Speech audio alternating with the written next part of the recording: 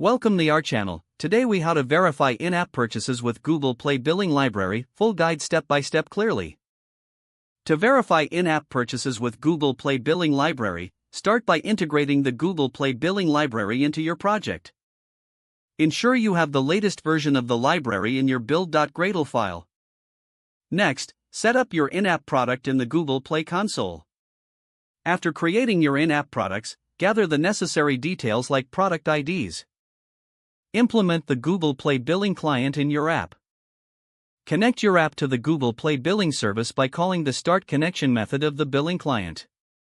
Handle the onConnected callback to determine whether the connection was successful. Once connected, query the purchased items using Query Purchases or Query Purchase History. Check if the purchase is verified by comparing the received purchase token with the server-side receipt verification. Send the purchase token to your server for verification. On your server, call Google Play's API to validate the purchase. Check the response for validity and acknowledge the purchase if it's confirmed. If the purchase is valid, update your user's account in your database. Handle any errors or issues gracefully, informing the user if needed.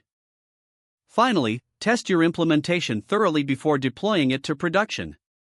If the page does not load, refresh the browser or try again in a private or incognito window. Make sure you are using the correct email address, then retype it carefully to avoid small typos. If your password is not accepted, use the reset option and create a new strong password you can remember. Check your spam folder for verification or security emails, then complete any requested confirmation steps. Enable two-factor authentication if available to improve account security and reduce unauthorized access risk. After signing in, review your profile details so your contact information and settings are accurate and current. If you see an error message, note it down and try again after restarting your device and internet connection.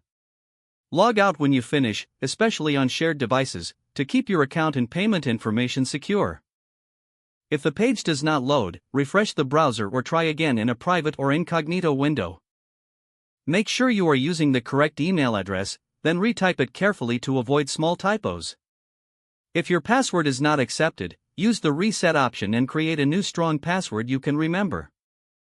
Check your spam folder for verification or security emails, then complete any requested confirmation steps.